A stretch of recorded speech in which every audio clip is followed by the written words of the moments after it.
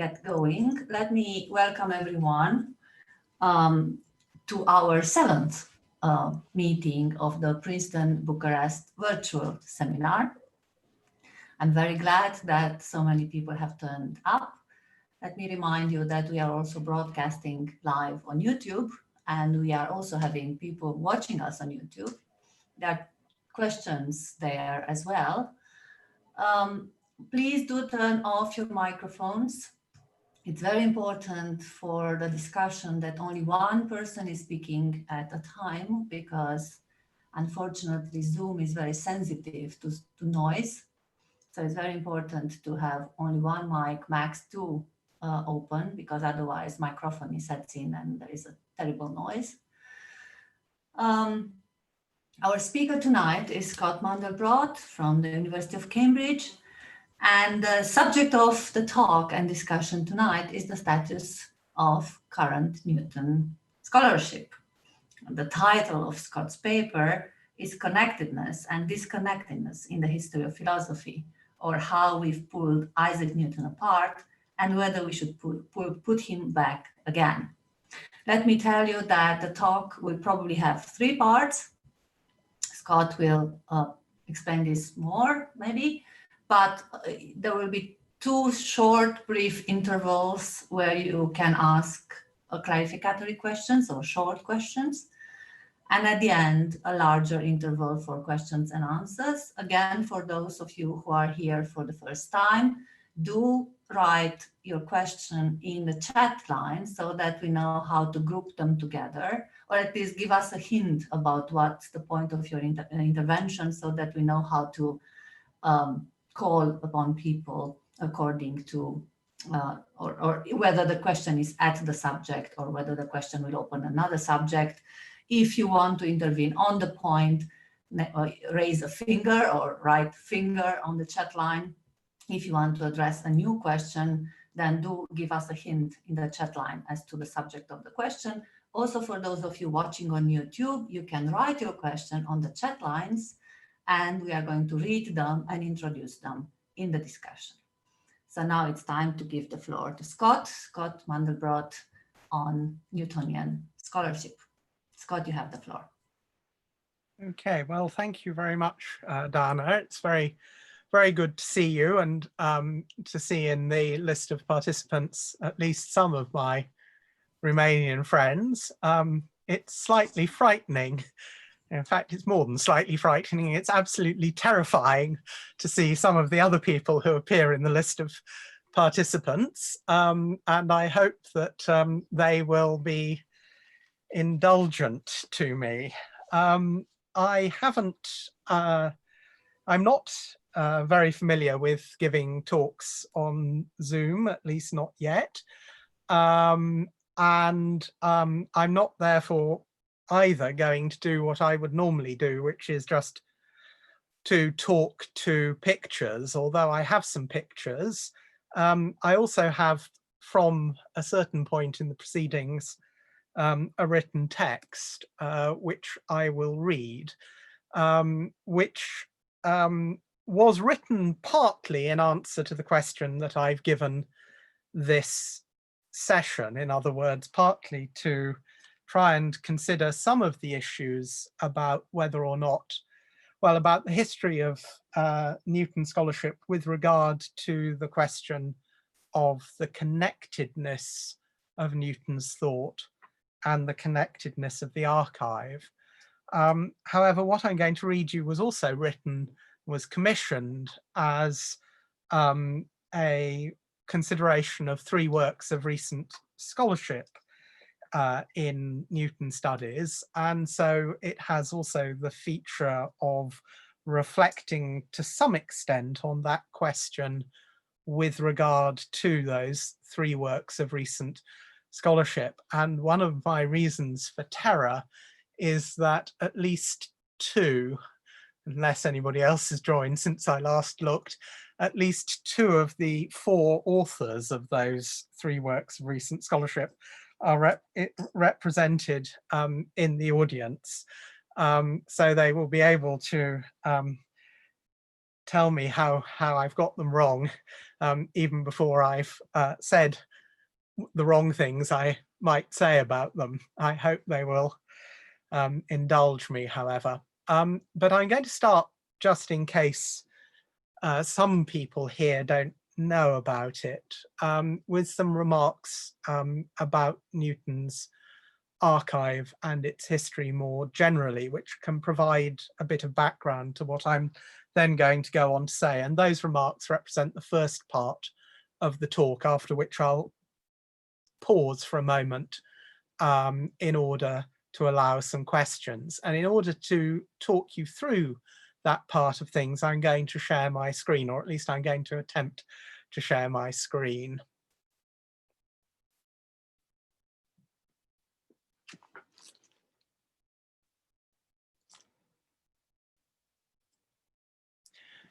Okay, well, there aren't very many pictures of Newton at work, but one of those is the one on the left. And I think we'd have to assume that Newton at work was a person who worked with books and with his own papers, as well as at times working in a laboratory or working in an environment where he could test natural phenomena, such as an enclosed room in which he could conduct optical experiments.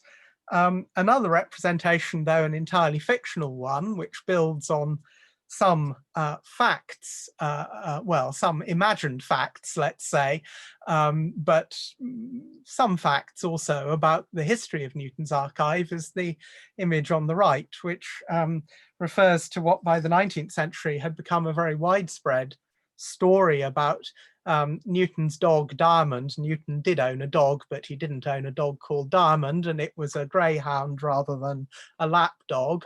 Knocking over a candle and setting fire to his papers. Newton certainly referred to fires in his study, and Newton's papers, some of Newton's papers show signs of having been burnt. But I'm going to assume in what I say that actually most of Newton's archive survives in some form or other. But at least you have the idea of a study lined with books in the second image. What did Newton's papers look like? Well, here are three examples of versions of the presentations of Newton's papers as they survive in the archive. And one of the things that I'm quite keen to think about is the way in which the material presentation of Newton's papers and Newton's books might reflect back on how we think about them. So Newton kept notebooks. The image in the middle is an image of a manuscript much referred to in philosophical studies of Newton. That is the manuscript De Gravitatione, which is housed in such a notebook.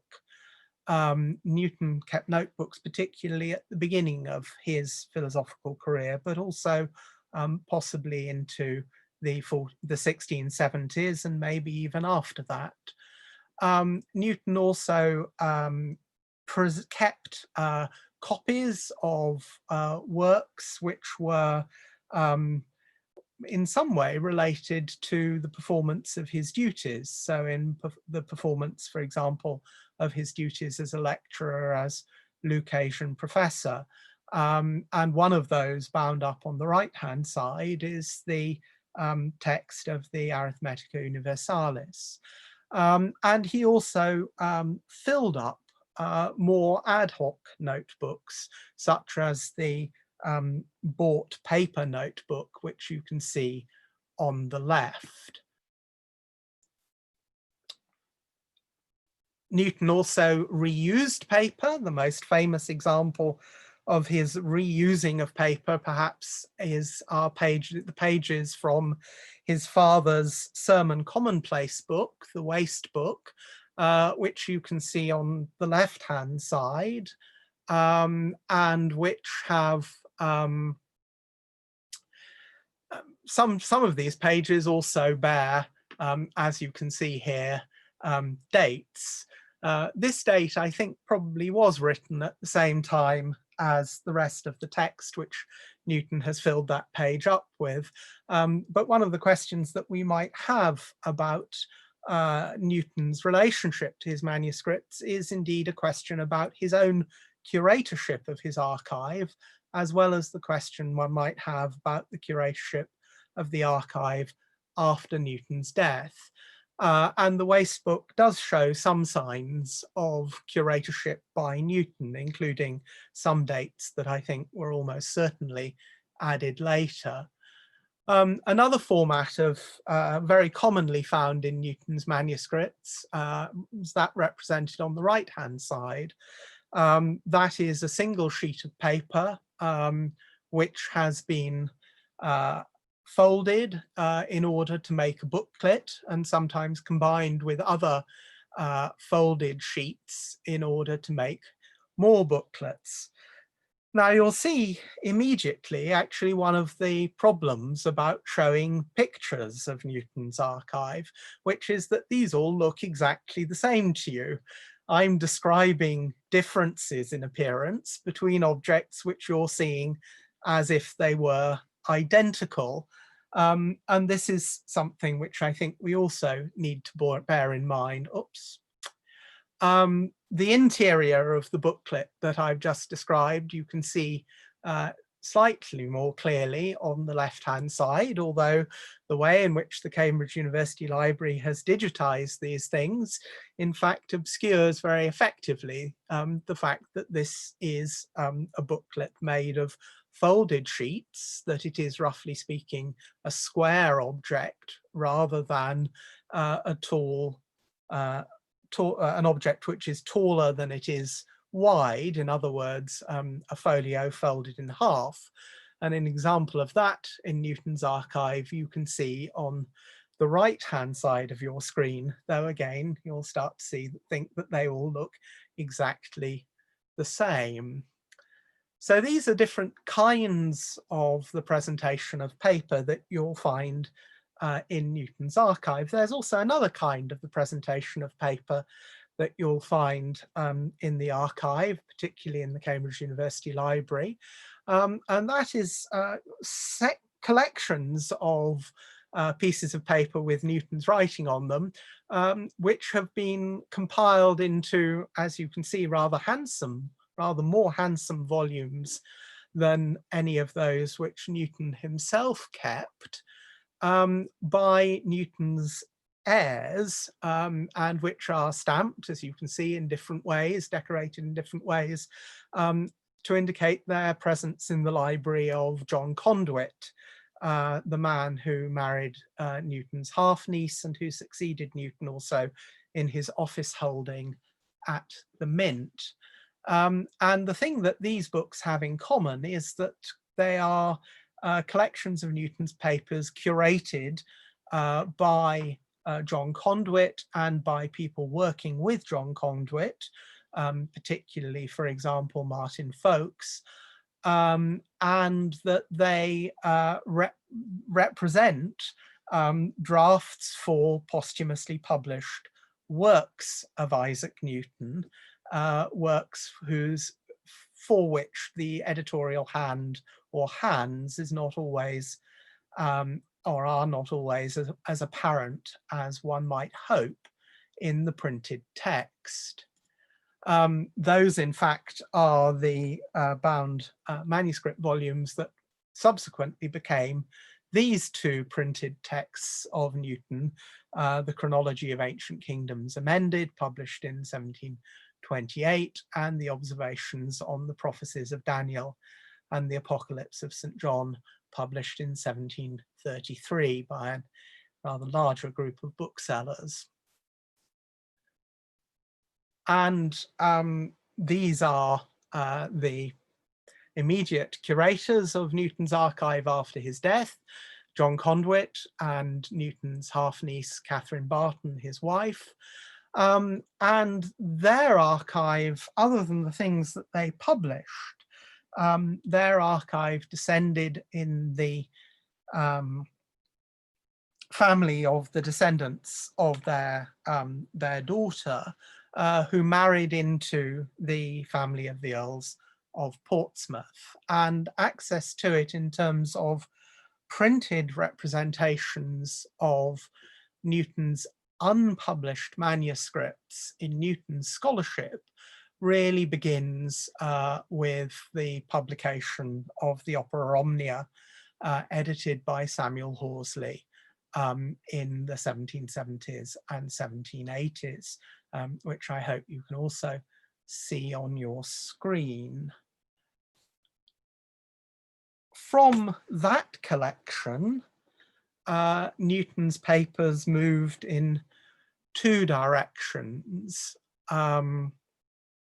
Firstly, they moved to the Cambridge University Library, a catalogue of them being published in 1888 of a deposit which was made in 1872. The people who made the selection for that deposit actually had access to the whole of Newton's archive as it survived with the Portsmouth family. It's not quite actually the whole of Newton's archive. Some texts which had certainly been in Newton's possession when he died had slipped out of the archive in the middle of the 18th century, but the vast majority of that archive made its way to Cambridge, and some of it was then sent back as being unsuitable, since it didn't constitute, as you can see, the scientific portion of the archive, which was being presented by the Earl of Portsmouth to the University of Cambridge.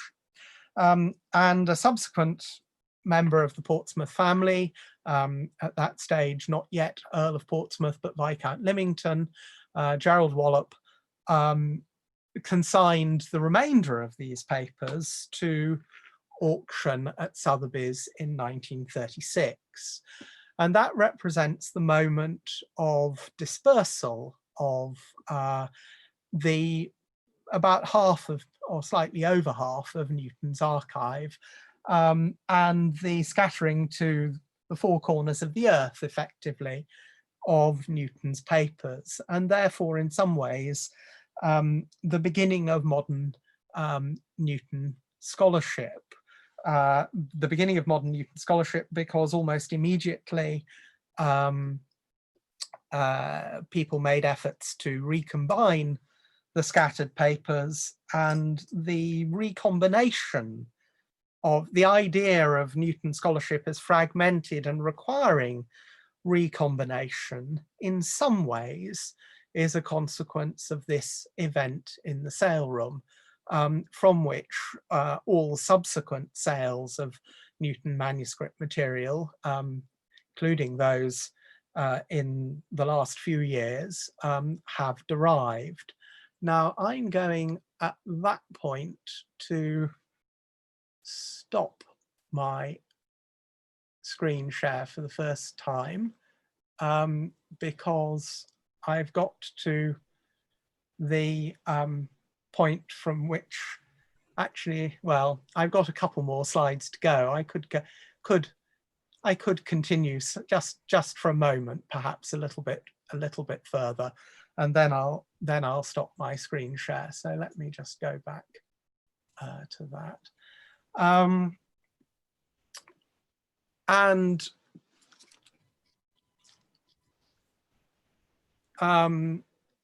The immediate efforts to recombine the Newton's papers, and again a figure that I will discuss briefly in what I have to say later on, undertaken by John Maynard Keynes, who you can see in his library, and by Abraham Shalom Yehuda as collectors, dealing with a wide variety of members of the book trade who had bought at the auction. Keynes bought some things, mainly alchemical materials, at the auction. Yehuda, who subsequently amassed a large collection, mainly of theological materials, which he subsequently gave to the what is now the National Library of Israel, bought mainly after the sale from a dealer who I'll mention again later, called Gabriel Wells, above all from Gabriel Wells. And the modern efforts to put together these materials can be found in their latest incarnations in the Newton project, hosted currently by the University of Oxford, where we have put online a large number of Newton's scientific papers and his theological papers, and we're working to put online his administrative papers for the Royal Mint. And the Chemistry of Isaac Newton project, led by Bill Newman at the University of Indiana, which has similarly digitized a large amount of Newton's chemical or alchemical papers. And I should mention two collaborations of those projects, which allow you to check a good deal of what I might be saying today. That is the Cambridge Digital Library representation of the Portsmouth collection, and also some of the later acquired Macclesfield collection of Newton papers, the second collection being a collection including some drafts and copies of Newton manuscripts, and also some correspondence, extensive correspondence of Newton, which left Newton's archive during his own lifetime. And then on the right-hand side, the digitization of the Newton manuscripts at the National Library of Israel, a collection which the images from which are currently and rather annoyingly not working. They have fallen victim to COVID-19. I hope no other Newton scholar or Newton scholarship does so, but those images have done so for the moment. So that's where I'm going to stop my screen sharing and allow you to ask me questions if you want to ask questions really about that background introduction to Newton's archive. I think we already have a question. Itzhak Melamed is asking a question about Newton's books. Itzhak, do you want to ask it yourself? Yes, well, Newton's library, we have some idea of what was in Newton's library because it was sold immediately after his death and an inventory was made of it.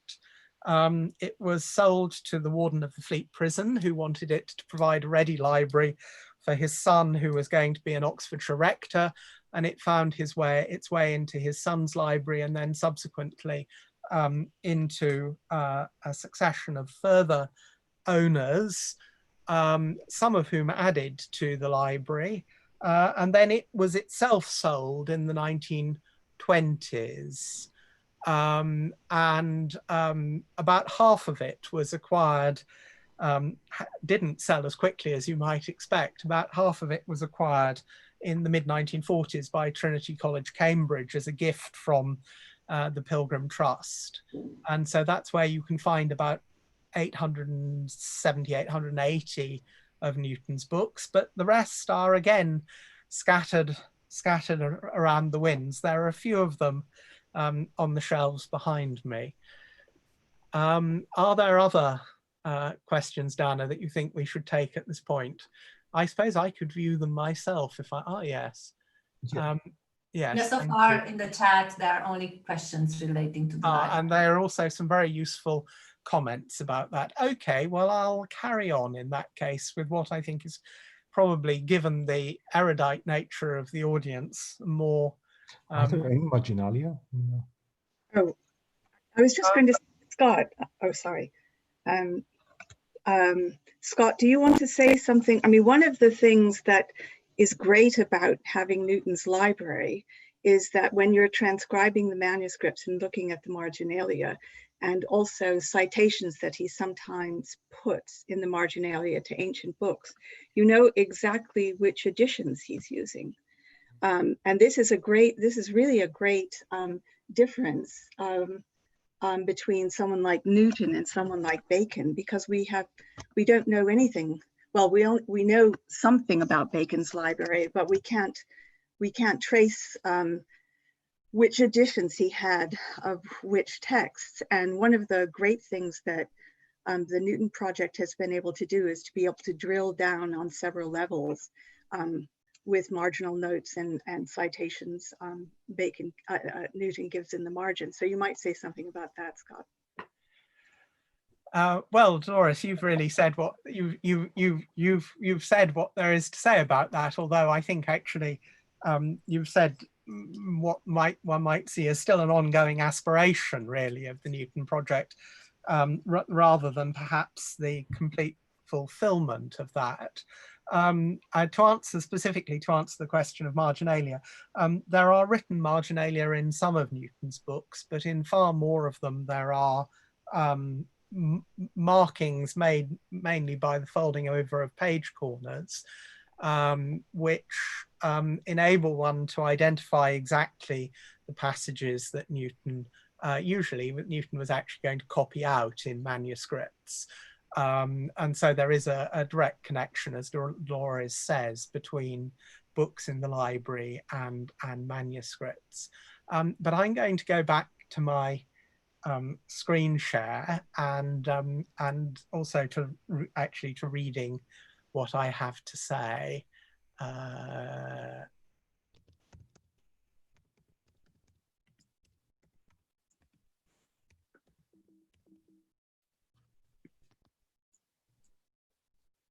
There we are. I hope you can see a picture of C.L.R. James and a book about cricket. In 1963, the Trinidadian historian C.L.R. James adapted Rudyard Kipling to pose the question, what do they know of cricket who only cricket know? To answer, he wrote, involves ideas as well as facts. My remarks here relate neither to empire or to cricket, but to studies of Isaac Newton. Newton himself acted to shape biographical and historical commentary on his life and achievement, and his life and work have been the subject of historical study at least since the time of his death. From the very beginning of Newton's public life in the 1670s, access to his working papers has been one of the most important factors shaping the presentation of his ideas for a broader public. Newton himself shared material, often conditionally, while on occasion seeking broader access for himself to information generated by others. Major shifts in the interpretation of Newton's ideas have accompanied significant change in the nature of the information available about his various activities and interests. Sorry, my mouse is misbehaving. One example of such a change occurred between the writing of the first of David Brewster's two biographies of Newton, published in 1831, and that of the second, and for a long time definitive, Memoirs of Sir Isaac Newton, Edinburgh, 1855. The two books unwittingly defined a period that might be thought of as the first great age of Newtonian studies in the history of science. In his later work, Brewster confronted a much more substantial witness from the unpublished materials, correspondence, biographical memoirs, and working papers held by Newton's descendants than he had in his earlier biography. He also addressed unfavorable testimony concerning Newton presented by rival historians operating with different ideas concerning the proper research agenda of scientists, who based themselves in part on the archive of contemporary antagonists of Newton. The challenge posed in particular by Francis Bailey's An Account of the Reverend John Flamsteed, London 1835, encouraged Brewster to search for materials with which to defend Newton's conduct. In surveying the field of contemporary Newtonian study, Brewster was less partisan in his reaction to the work of Augustus de Morgan,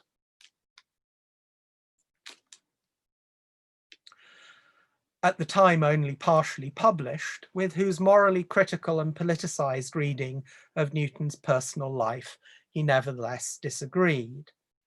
At the same time, Brewster expressed embarrassment at what he had discovered concerning Newton's religious opinions. In the chapter which relates to them, he wrote, I have touched lightly and unwillingly on a subject so tender, and in publishing the most interesting of the manuscripts, I have done little more than submit them to the judgment of the reader. Embarrassment of a different kind, but nonetheless striking for it, marked Richard S. Westfall's reaction to the completion of his own biography of Newton in 1980.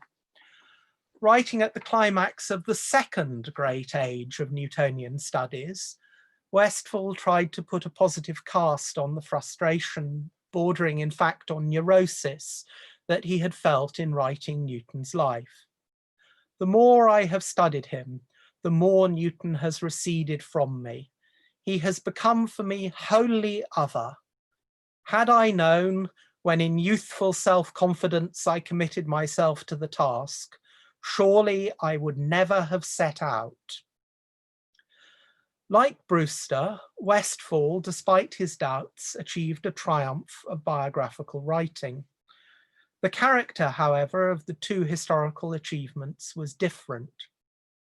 Brewster, despite his rejection of Jean-Baptiste Biot's belief that Newton's theological writings were confined to a period of senility at the end of his life, wrote of Newton the theologian or Newton the chemist in compartmentalized terms, separating these activities from the main thrust of his narrative of Newton's scientific development and the reception of his ideas.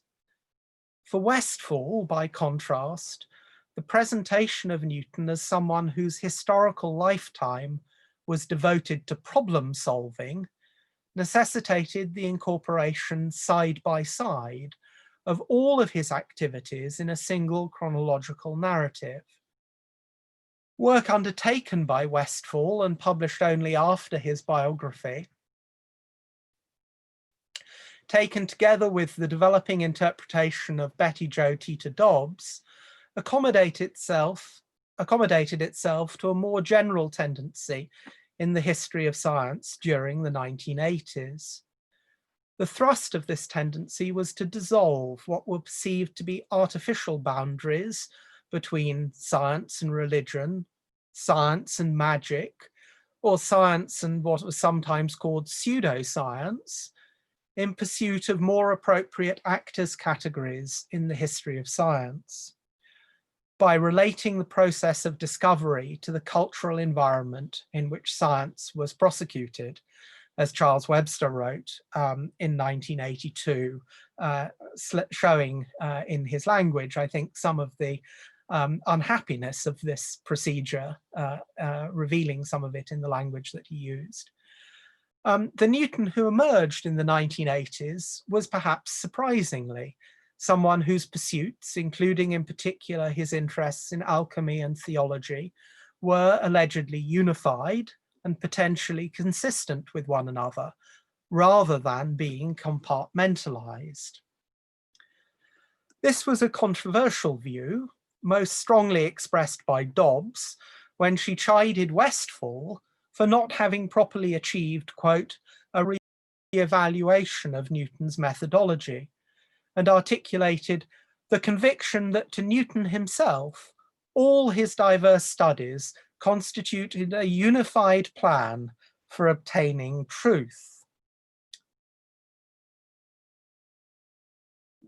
Controversial or otherwise, this view was one that depended on 40 years of labour by a succession of distinguished editors of Newton's previously unpublished correspondence, mathematical papers, and scientific drafts. And if he hasn't already left in disgust, I should say how overawed I am by the presence here of one of the most distinguished of those editors, Alan Shapiro. This approach was not endorsed by those editors. As I. Bernard Cohen wrote, of course, what makes Newton of interest is not the set of activities that fill the greater part of Westfall's biography, but rather the important contributions he made to the fields of mathematics, dynamics, and celestial mechanics and optics. In the 1980s, leading Newton scholars were reluctant to move with Westfall and his friends and students beyond the boundary that had been established by earlier evaluations of Newton's importance and by the editorial criteria that had defined what mattered in Newtonian scholarship in the 1950s and 1960s. Westfall himself hesitated in a manner that more recent authors who have surveyed the historiography of science in this period might find surprising. And here I have in mind the comments made by Floris Cohen in his British Journal for the History of Science review, to which Motty Feingold has very sensibly replied in some of the literature that I've given you. Cohen appears not to have understood that Westfall endorsed the model of Newton as a problem solver, rather than happily embracing the idea that he was some sort of visionary, ready to tackle the created world in a bold grab for the whole. That notion, which has been attributed to Westfall by Cohen in a review that touched on several of the works considered here, is more properly a view attributable to Dobbs and to people who have sailed in her wake. Nevertheless, for Cohen, the total biography provided by Westfall represented a final frontier, beyond which scholarship about Newton could not properly advance. Newton scholarship in this world ends in the 1980s. Westfall overcame the dichotomy that puzzled his contemporaries and predecessors between a rationally sober scientist whose interests I. Bernard Cohen might once have shared, and some magic-tinged and as such allegedly irrational chemist theologian, such as the mystical Newton depicted by popularizers such as Michael White, almost all of whom take their cue, in fact, from a few remarks made by John Maynard Keynes in the 1940s concerning Newton's status as the last of the magicians. Now, the three works that prompt my remarks today are each well over half as long as Westfall's biography. None of them purports to consider every aspect either of Newton's life or even of his studies, and each of them concentrates on a time frame which represents only a part of Newton's active career, although I should say that that is least true of Jed Buchwald's and Mordecai Feingold's Newton and the Origin of Civilization. Each of them, which has a broader view of Newton's career in mind. Each of them, it should be said at the outset, and I want to underline this, is a remarkable scholarly achievement. Moreover, those of you who are listening, including, if they're still here, Professors Buchwald and Feingold, should note that any criticism that I raise today could be applied in spades to the much less substantial and less important efforts of my own in the field of Newton scholarship. So that I hope that all the authors concerned realize just how extensively I feel that I am in their debt. The three books concerned that I've asked you also to take a look at rest heavily on a new period of activity in the presentation of Newton's unpublished manuscripts. This has not primarily taken the form of discovery or of the widening of the scope of scholarly editions of Newton's papers. In that sense, it differs from the previous periods of change in the knowledge of Newton's unpublished manuscripts that accompanied Brewster's work or that accompanied Westfall's work. Instead, it has been represented by the collection and representation of Newton's papers through the medium of the International Digital Newton Project. The endeavors that constitute the Newton Project have provided to everyone working on Newton searchable copies of his writings that now make his manuscripts as accessible as his published work, and consequently extend, I think, a trend which Westfall's work embodied, of treating Newton's unpublished work in much the same way as his published work, which is something which raises problems of its own. Whereas the monumental editorial activity that preceded Westfall's work concentrated on manuscripts that had been deposited in the Cambridge University Library in 1872, the later dispersal of papers retained by Newton's heirs and sold at auction in 1936 formed the initial core of materials tackled by the Newton project, although that has expanded outwards, both in the work being done by the Newton project and by the Chemistry of Isaac Newton project, to draw in a wider range of Newton materials. Although Westfall went to great lengths to view originals or source microfilm, it is striking that material then in private hands that eluded him can still prove revelatory about both Newton's thinking and his working methods.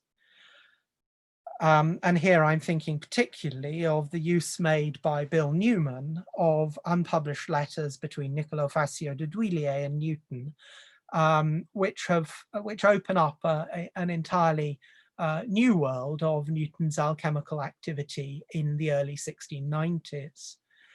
Comparison of parallel texts, which Westfall and Dobbs regarded as identical, also helps Newman to reveal a trajectory for Newton's alchemy and to demonstrate, for example, that his interest in chemistry predated and may have caused his reading of the work of Robert Boyle in the mid-1660s, instead of being derived from Boyle.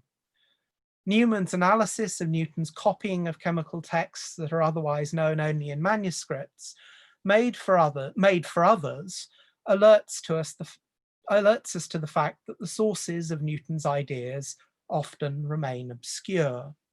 Discoveries then remain to be made.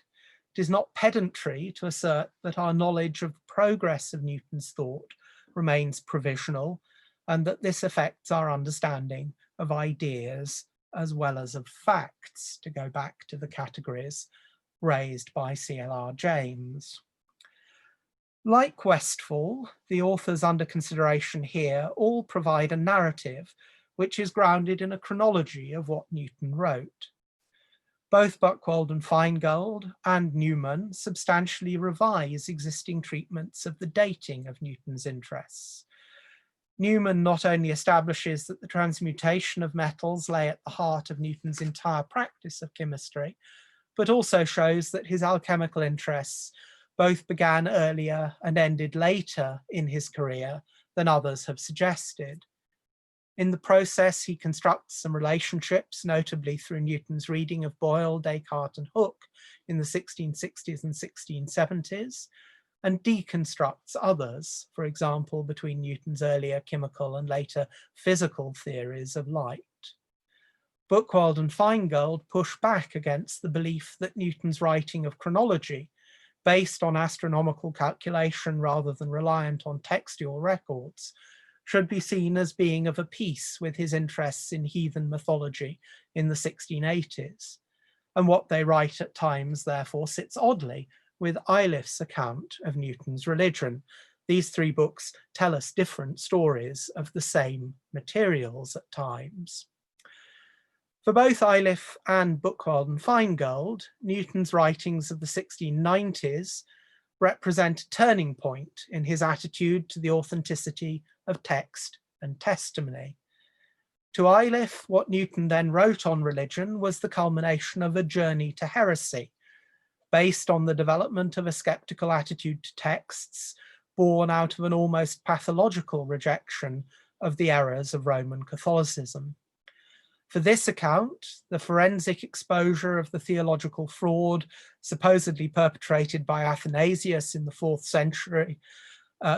century creation of the doctrine of the Trinity represented a crucial step, embodied in manuscripts to be found in the Keynes collection at King's College, Cambridge, and a very large collection of manuscript drafts to be found also headed paradoxical questions concerning Athanasius to be found in the William Andrews Clark Memorial Library in Los Angeles. For Iliff, that forensic exposure of theological fraud enabled both Newton's critical deconstruction of the alleged corruption of the text of the New Testament and his eventual presentation of the fulfillment of apocalyptic prophecy. In this context, the litigation in which Newton was engaged, first in a private capacity, both in disputes of natural philosophy and in matters of private property, later in public on behalf of the University of Cambridge at the end of the 1680s, and eventually in his role targeting counterfeiters as Warden of the Mint in the mid-1690s, demonstrated behavioural continuity between Newton's personal life and his textual activity. For Buchwald and Feingold, by contrast, the forensic training that Newton received through his prosecution of coiners and clippers in the 1690s was what made him sceptical of historical testimony derived from written sources and pushed him decisively towards the evidence of the past that could be confirmed from astronomical data. Athanasius, so central a figure for Iliff, does not even figure in their index. Whereas Buchwald and Feingold placed the most important thinking that Newton did about the chronology of the ancient world after the mid-1690s, Iliff's story of Newton's religious worlds effectively ends at that point. Yet both works in practice describe topics on which Newton was engaged in writing during the 17 teens and 1720s, and that emerged in public only through books posthumously compiled by his executors and published respectively in 1728 and 1733, the chronology and the observations, the title pages of which I showed you earlier. The book which made Newton's writings on the fulfillment of prophecy known to a broader public in 1733 is mentioned by Iliff only in a footnote. At the heart of the problem of dating lie the decisions made by past editors of Newton and the chronology that they, with Westfall, established for Newton's writings. These dates were based largely on judgments of the development of Newton's handwriting. Efforts have been made to improve them by consideration of the dating of watermarks in Newton's papers. These have fallen foul of difficulties caused by Newton's indiscriminate use and reuse of paper, and by the fact that the date ranges for paper produced by the largest manufacturers cannot themselves be determined precisely. Yet for any narrative account, dates do matter. For instance, several scholars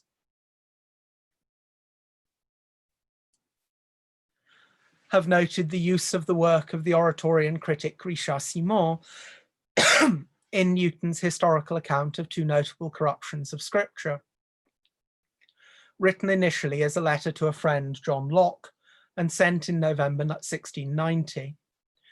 Iliff writes both that Newton had probably not read Simon's work when he sent the initial version to Locke, and that it is possible that Newton read it, Simon's work, in order to produce his initial analysis for Locke, although he made no reference to it. In fact, there is no need for equivocation. All of Newton's references to Simon in the surviving draft of his letter to Locke were later additions, and his encounter with Simon's critical history of the text of the New Testament followed a recommendation made to him via Locke by Jean Leclerc in April 1691. If Newton's skeptical approach to the text of the New Testament had sources, those sources must be found in reading that was completed before autumn 1690, not therefore Richard Simon. Whereas Westfall associated Newton's religious heterodoxy with a form of proto-deism, Iliff places it in the context of the breaking debate about Unitarianism, embodied in the anti-Athanasian publications of Stephen Nye and of the Oxonian Arthur Bury. These were books that John Locke owned, but which did not figure in Newton's library. On the other hand, an author whom Newton undoubtedly did read was Ralph Cudworth. Newton's interest in Cudworth has normally and correctly been presented with reference to his attitudes about a pre-Christian tradition of ancient wisdom. Yet, as Iliff also recognises, Cudworth's writings raised the question of when and how the doctrine of the Trinity came to be used in the early church, through consideration of the very same patristic evidence that Newton would explore throughout the early 1690s. And of course, Newton knew Cudworth, and Newton took extensive notes on the true intellectual system, a book, however, which he didn't own, but which Cudworth had given to the library of Trinity College, Cambridge. To take a more complex example, a manuscript headed De Motu Corporum Liber Secundus is mostly written in the hand of Newton's amanuensis, Humphrey Newton. It represents a draft for an early stage of the Principia, eventually published in 1687. The manuscript was composed during the mid-1680s and is related to another manuscript that Newton deposited at Cambridge in Michaelmas term 1687, as supposedly as evidence of his lecturing. According to Westfall, Newton chose to open the Principia's arguments, or this manuscript's arguments rather. Newton chose to open this manuscript's arguments with a passage taken directly from his Origins of Gentile Philosophy, Origins of Gentile Theology. Iliff disagrees. There is nothing in this text, Theologiae Gentilis Origenes Philosophicae, the manuscript that of Newton that Westfall refers to, that betrays any awareness of the doctrines in the Principia, while it also omits any reference either to the supralunary orbits of comets or to the Copernican relevance of the Vestal religion, both of which are in the introduction to the Liber Secundus. Now, at a technical level, Westfall is misleading. The opening phrases of the Liber Secundus cannot be found in the manuscript from whose heading Westfall derived the title Theologiae Gentilis Origenes Philosophicae, that is manuscript Yehuda 16.2, now in the National Library of Israel. Yet Iliff's claim that that manuscript and the De Motu Corporum Liber Secundus constitute two, quote, separate but related projects is also problematic. The opening section of the Liber Secundus in Humphrey Newton's hand paraphrases, and the accompanying marginal note in Newton's hand refers to sources given on a particular page of a particular book, that is, this book. Newton had that book open on his desk throughout the composition of what is now called the Origenes. Moreover, ancient knowledge of Copernican astronomy is mentioned explicitly elsewhere in materials that contain both drafts for the Origenes and what are properly later elaborations on its arguments. Iliff may well be right, and Buchwald and Feingold would agree, that these passages in fact derive from a subsequent stage in Newton's thinking, linked to conversations with David Gregory in 1694, and to the revision of the Principia rather than to its composition. Certainly, Newton expanded his work on both classical and Christian sources for the religion and philosophy of antiquity at that time. Yet other difficulties remain about the claim that the Origenes and the Liber Secundus were separate but related. Iliff's argument, and I'm going to come back to those a little bit later in my presentation. Iliff's argument provides a key example of the most important way in which he, Buchwald and Feingold and Newman present a new view of Newton. All three books agree in disaggregating what Westfall and above all Dobbs had brought together. In this case, the celestial mechanics of the Principia and Newton's reading on the ancients' worship of the stars, to which could be added his interest in the use of ancient mythology by alchemical authors. As Newman points out, echoing Buchwald and Feingold, the decoding of alchemical symbolism was neither an exercise in the writing of religious history nor a meaningful contribution to the history of astronomy.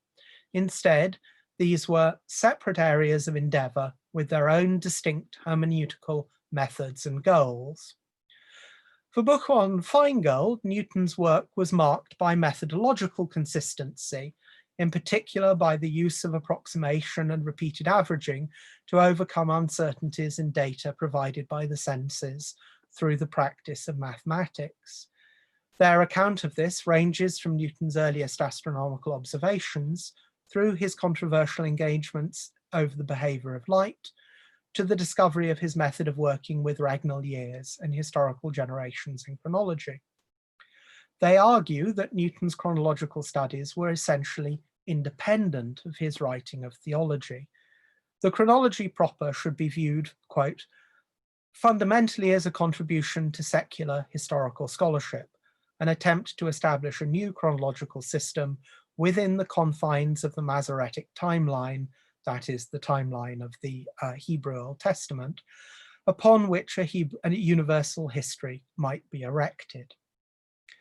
Newton the historian was therefore distinct from Newton the interpreter of prophecy, and in both cases the divergence of Newton's ideas from established norms was derived principally from the results of unremitting scholarly practice. In this respect, what Buchwald and Feingold write is hard to reconcile with the view of Eilif and older scholarship that Newton's interpretation of prophecy was bound up with his heterodox conclusions about the early church. It may be possible to square the circle by remembering that Newton's writings were private interpretations, not doctrinal statements, which had no apparent impact on his public religious behavior, such as that was. Heterodoxy in scholarship was a judgment to be made by the reader, rather than a conscious choice by the author, as reactions to the writings of Cambridge professors such as Cudworth or indeed John Spencer showed.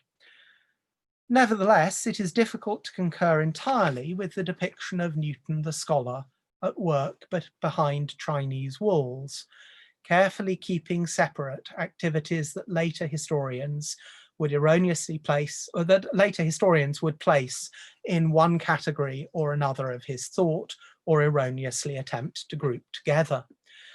The evidence of Newton's books does suggest that only some work made it into his laboratory, although it also makes a strong case for alchemical research going on in Newton's study, as well as at his furnace.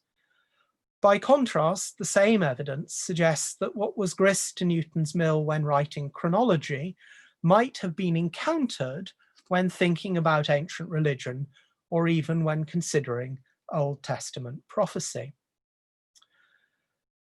The real problem, however, lies in the assumption that it is straightforward to identify distinct pieces of work that Newton was engaged in at particular times. The notion that one could separate out particular clusters from Newton's manuscripts and treat them as simple drafts for publication is at least as old as Brewster. It pervades philosophical discussion of Newton's writings, not least because of the significance within that genre of the contents of one notebook, De Gravitatione. Both Westfall and Dobbs relied on the identification of key manuscripts, to which they assigned names. Thanks to Westfall, all discussion of Newton's writing about religion hinges to some extent on the so-called Origenes. Yet that manuscript contains materials demonstrably written by multiple hands over a period of 5 or 10 years. Its contents are not consistent, and papers related to it can be found in many places, widely dispersed, not least by the 20th century trade in Newton's manuscripts. Now here I would have liked to have shown you pages of the Origenes, but I can't because the website doesn't let me download the ones I want. At one point, for example, Newton labelled some of this material with the title that Westfall gave it, but we simply do not know whether or for how long he thought of it as having a particular content or structure. A striking example in the same vein is the large manuscript, sometimes called Of the Church, which you can see on the right-hand side, that Westfall was unable to consult. This is held by the Fondation Martin Bodmer in Coligny near Geneva. Examination of the manuscript and its relationship to Newton's other writings provides reason to question this belief. The simplest of these is that the opening bifolium, the one you can see, which is headed "of the Church," is separate both in codicological terms and in form and content from the bulk of the rest of the manuscript. Newton's "of the Church" in its current form is the creation of the bookseller Gabriel Wells, him again, who bought lot 249 in 1936 and subsequently divided it. Lot 249, however, was itself put together by John and Catherine Conduit and those whom they employed to create publishable books out of Newton's papers. And here you can see some of the work that they were engaged in trying to put together an additional publication which never materialized, which would consider the history of the church by Newton, and which at one point has, though it's hard to read here in pencil in John Conduit's hand, the proposed dedication to the Queen, which certainly appeared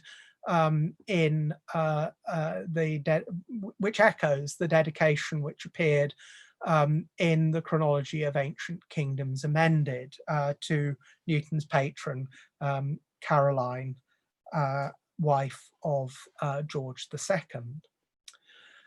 Lot 249 was identified by John Taylor, the compiler of the 1936 sale catalogue, with a manuscript described in Catherine Conduit's will as a church history complete. Like the chronology or the observations of the church, therefore, is an invention of the earliest phase of the Newton industry, as much as it is a work by Newton. This is also true of a manuscript described above, which was in fact published in 1728. Oops. No, that's it. De motu corporum liber secundus, which you can see on the right-hand side.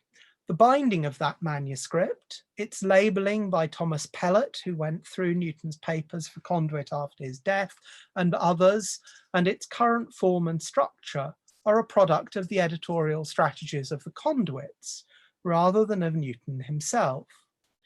Moreover, regardless of what he may have written in the so-called Origenes, Humphrey Newton in this manuscript copied out Newton's thinking, paraphrasing Vossius, about ancient ideas of the heavens and his interpretation of those ideas in Copernican and anti-Cartesian terms.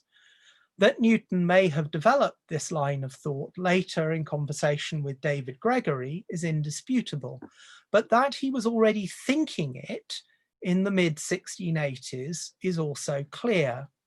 The cramped additions that Newton made to the second folio of the manuscript, moreover, show the extent to which he very soon began to revise and reorder his ideas. The point of these reflections is not to make the absurd claim that we cannot know what Newton thought or when he thought it. Instead, it is to bring home how difficult the task is and to caution against erecting obstacles to it by creating stages to Newton's thinking that did not exist. Even Newton cannot have held every intellectual problem that concerned him in his mind at the same time. Nevertheless, it is important to realize that the compartmentalization of Newton's writings is a process that began in earnest after his death, rather than before it. In the 1680s and 1690s, Newton thought that what he had discovered about ancient mythology belonged in some way with what he had discovered about the natural world. He believed that a book written by an Arminian theologian, Vossius, and ecclesiastical historian could contribute to an understanding of the solar system. He later retreated from that position. By then, he had read much of the patristic literature for knowledge of which he had earlier relied on Vossius, and he used that to transform what he had written before about 1680 on the fulfillment of prophecy by developing a much fuller understanding of the early Christian church. In the process, he found new uses for the chronological canon of Sir John Marsham, whose ideas he advanced using astronomical as well as textual evidence. In all these activities, Newton's engagement with evidence and with problems was dynamic.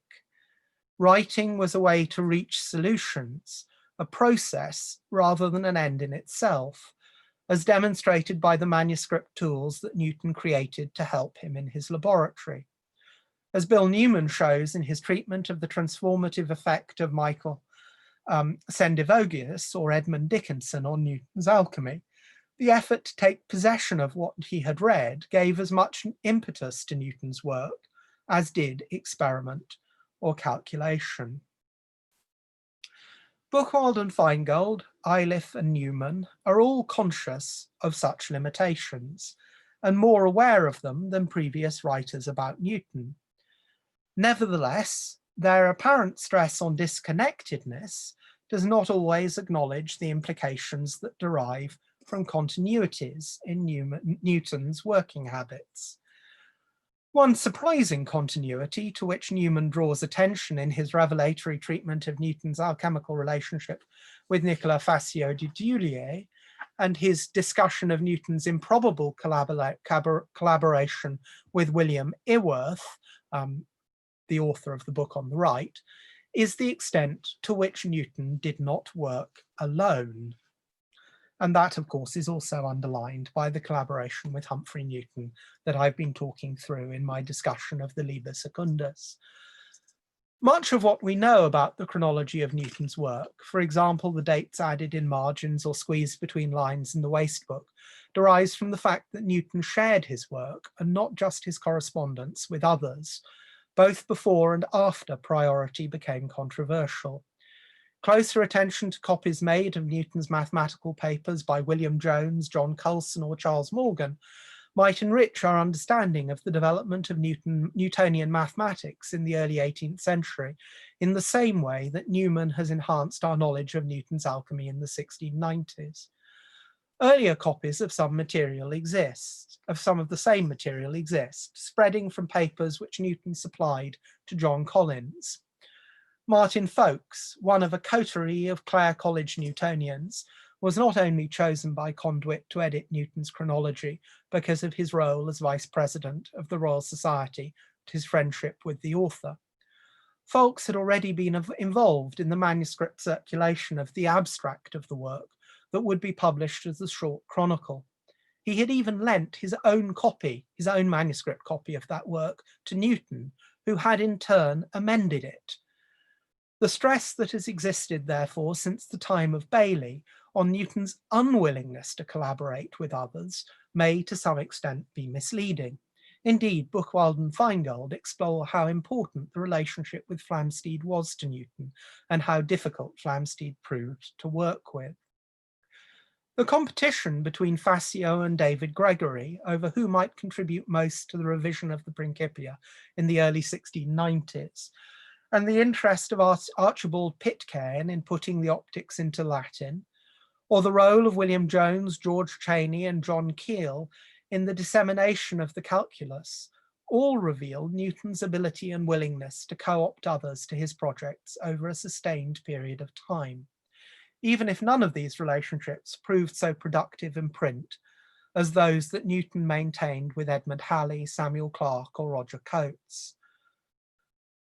Through his friendship with John Covell, Newton participated in the theological research of John Mill and Johann Ernst Grabe, while he elsewhere discussed manuscripts of the New Testament with his new ally, Locke.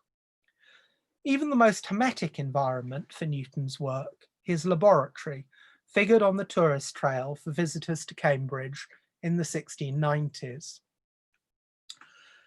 The diary of Andreas Adam Hochstetter for April 1691 provides an unlikely way to draw together some of the strands of these reflections, and one which has so far escaped the attention of Newton scholarship.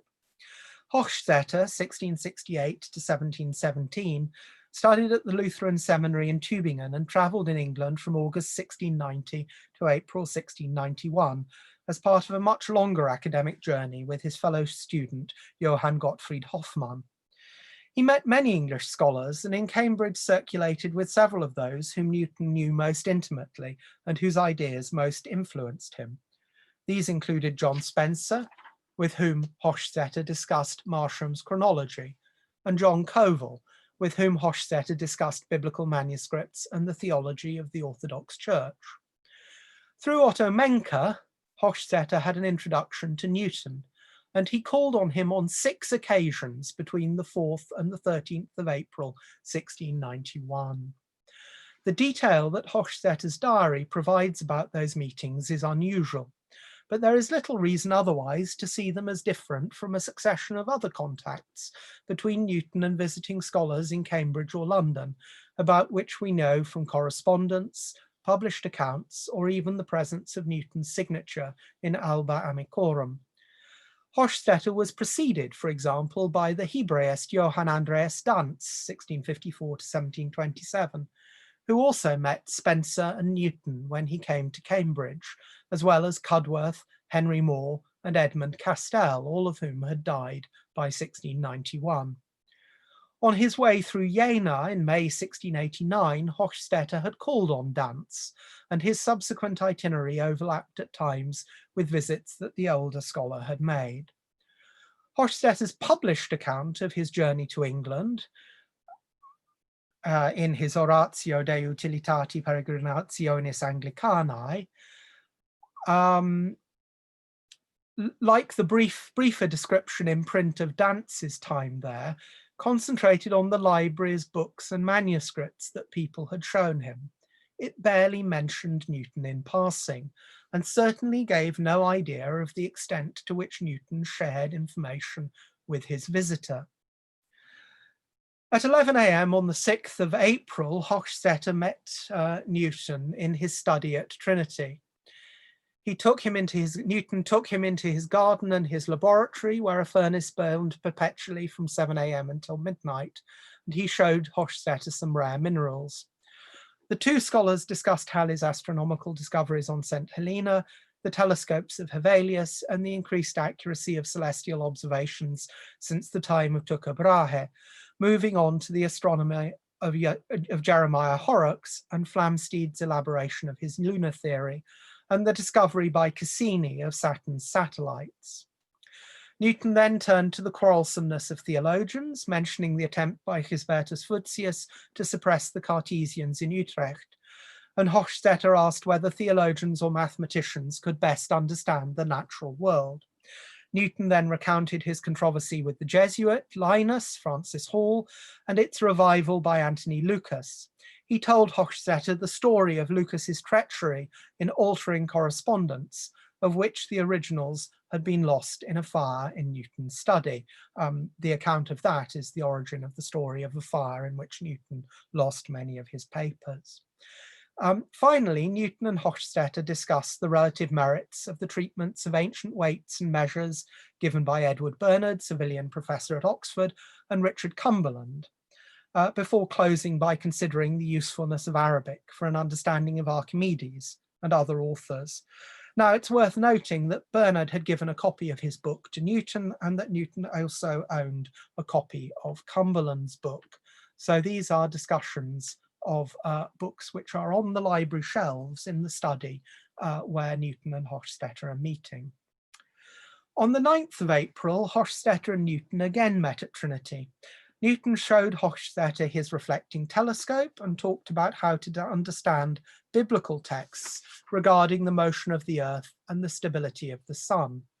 Here, Hochstetter's account appears directly to paraphrase what Newton wrote about the scriptures speaking not in the language of astronomers, but in that of the common people, in a brief manuscript headed An Account of the System of the World, described in Mr. Newton's Mathematical Principles of Philosophy. Both that text and Hochstetter's diary consider passages about the immovability of the globe derived from Job, Psalms, and 2 Peter, but also from the ancient geographical author Strabo, whose purpose, Newton argued, was to show that the inhabited world after the deluge was not a floating island, and that God had fixed the known continents in a single surrounding sea, which the ancients all called the Atlantic Ocean, but which Hochstetter knew simply as the German Sea. Newton told Hochstetter that this was the context in which to interpret biblical references to the stars and even the sun sinking down into the sea as if they were going to bed. Finally, Newton remarked on the death of the learned and industrious geoheliocentric astronomer Giovanni Battista Riccioli. In later visits to Newton on the 11th and 12th of April, the latter Easter Day, Hochstetter discussed the structure of the English state since 1662, the role of Parliament, the royal supremacy in the church, and the deposition of James II. Newton recommended John Rushworth's historical collections as a source for parliamentary history and described parliamentary opposition to alliance with Catholic Spain under James I and Charles I, and the inadequacy of the doctrine of the divine right of kings. Now, we can't unfortunately check Newton's reading of that part of Rushworth because Newton later acquired a complete set of Rushworth, including the second editions of the first two volumes. And he may either have disposed of those volumes if he'd owned them, or alternatively, if he knew of them, which he obviously did, he must have read them in copies which he didn't own. But his reading is quite clear and relates directly to specific passages in Rushworth's text that he retails to Hochstetter. Eventually, on the 13th of April, Hochstetter took his leave of Newton, with whom he talked about Descartes and about whether the late upheavals in England had largely been caused by the clergy, which was something which Thomas Hobbes believed. Now, it's for the reader and for the audience to decide what this example tells us about the connectedness of his various pursuits in Newton's own mind. Clearly, however, they were connected in his conversation, and not just in discussions that he had with people whom historians have tended to classify as favoured friends, such as David Gregory. We now have in the works of Buchwald and Feingold, Iliff and Newman, three magnificent new works of scholarship, which extend our grasp of Newton's expertise in many directions. In terms of our knowledge of the facts of Newton's life, each of them pushes back the boundary. The ideas that lie behind them and that we can draw out of them also redraw the field. Even so, I would submit, as scholars realized as early as the 1830s, and as these books in different ways now teach us, to know Newton properly, we need to conceive of a world beyond him, rather than remaining, however understandably, overawed by what he achieved. And our understanding of that world beyond him will, I submit, be helped both by thinking much harder about the relationships that help form Newton's manuscripts and his engagements with other scholars. Here, a chance relationship recorded in a diary that relates directly to something that we can trace in a manuscript that without the diary has been dated to the mid-1690s, mainly because of some of its similarity to work discussed in the classical scholia and again in the Liber Secundus. We can, so by serendipity, we happen to be able to locate a manuscript.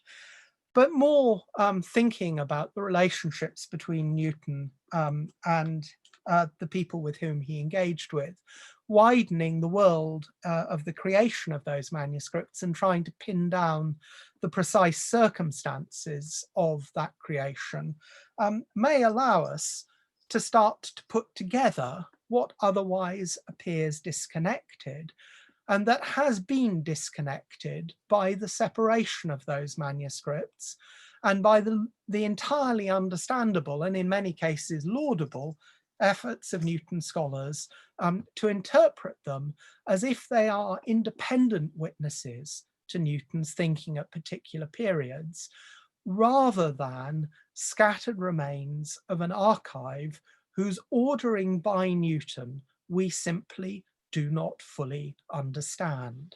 And that is where I'm going to stop sharing my screen and hope that you will now ask me some more questions, and probably those of you whose work I have travestied start pulling me to shreds, a process which will be in the best traditions of Newtonian scholarship.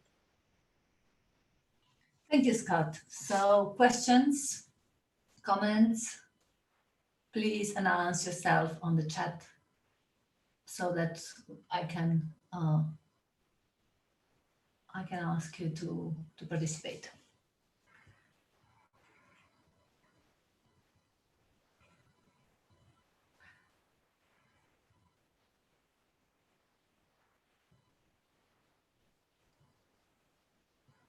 Deathly harsh. Well, we are all trying to accommodate ourselves with this new Thank you, Dan. technique of Zoom. Dan. Thank you very, very much for a wonderful, interesting, and rich talk. Now, obviously, you know, I am not nearly as acquainted with the Newton stuff as quite a number of people in the audience for this, but it does resonate for me with another character who I've worked with a lot, which is one of Newton's nemesises, which is to say Leibniz, who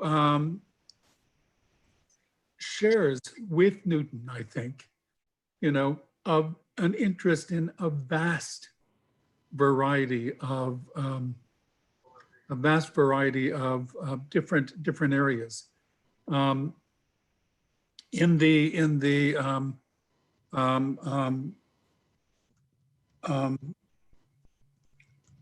eulogy for Newton, for Leibniz after his death, he was described as, you know, riding 8 horses together, and that we as his readers and his interpreters have got to look at them separately. And there's been an enormous debate, I think, in Leibniz studies about the extent to which all of his different interests in law, politics, philosophy, physics, mathematics, history of Chinese thought, geology, and so on, can be really put together. There has been an attempt, or there has been, I think, probably the dominant view is that they really do all go together, and that there is, and Leibniz himself said that they all went together. I'm sort of skeptical. I think that he was a very curious mind who had interest in a lot of different things. One can certainly find connections among them, but the idea that they really are part of, that there is a larger project underneath it all, of which these can find their places in.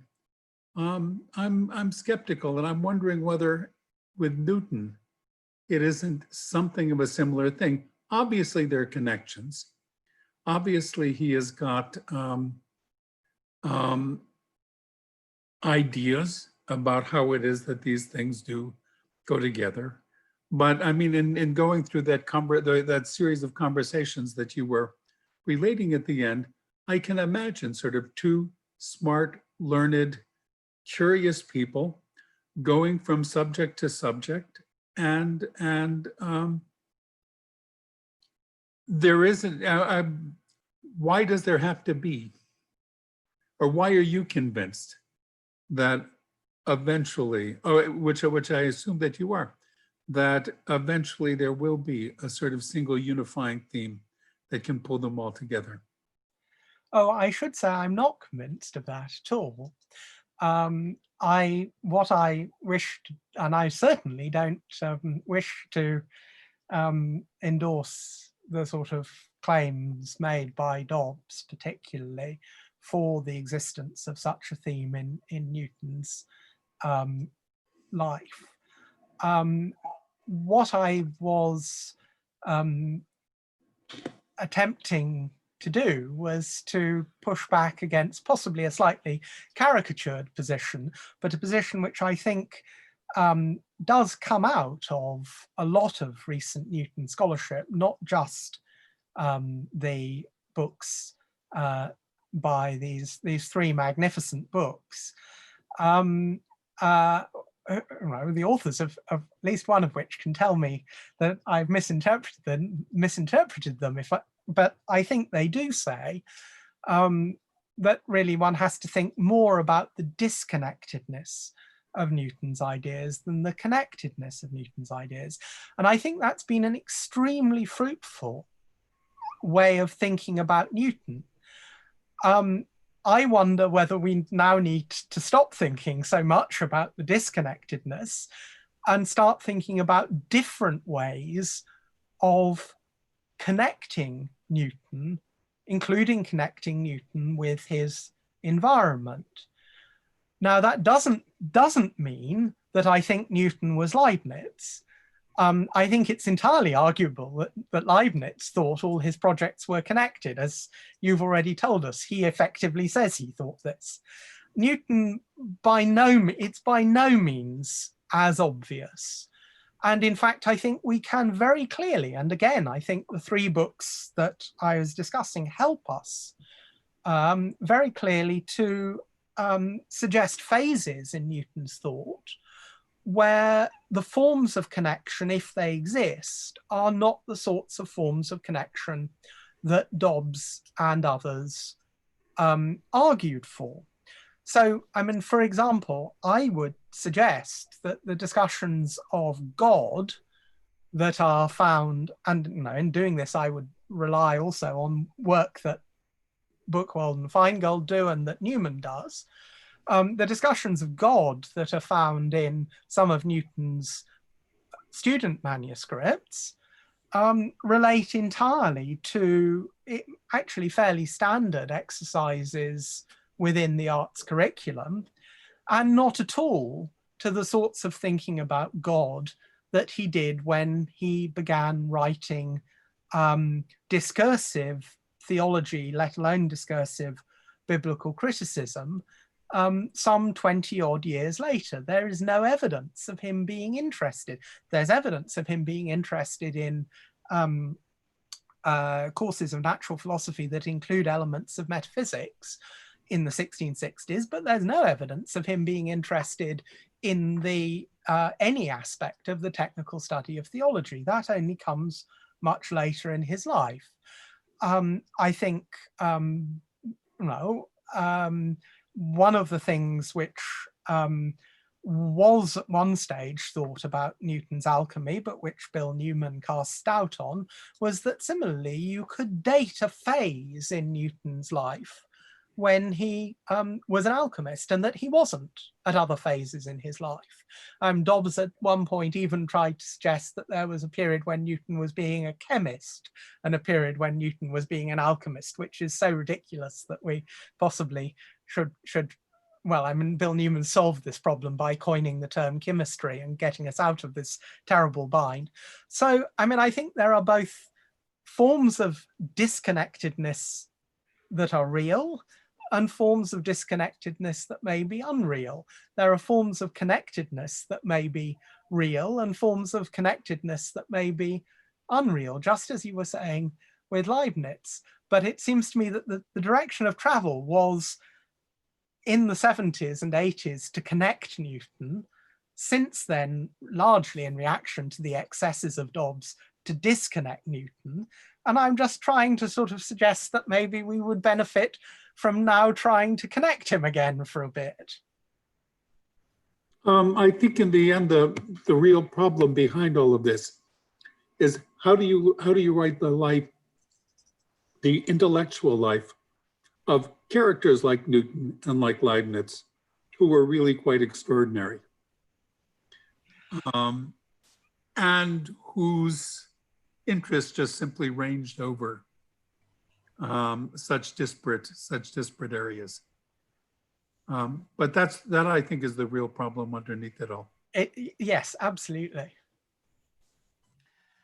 I have a kind of follow-up on this question that Dan asked, and I think it relates with one of the criticism of Cohen's review, namely that Newton was a problem solver.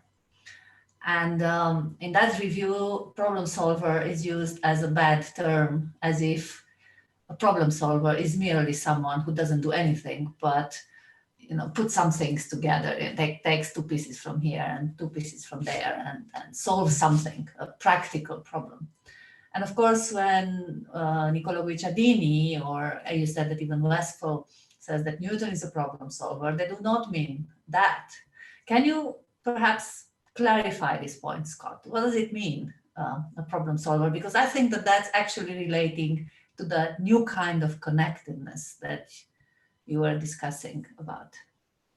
Well, one of the extraordinary things about the many extraordinary things in Cohen's review of these books is that, or some of these books, is that he doesn't appear to, although he says that Westfall is the last word. I mean, with some, Westfall is an absolutely marvelous author.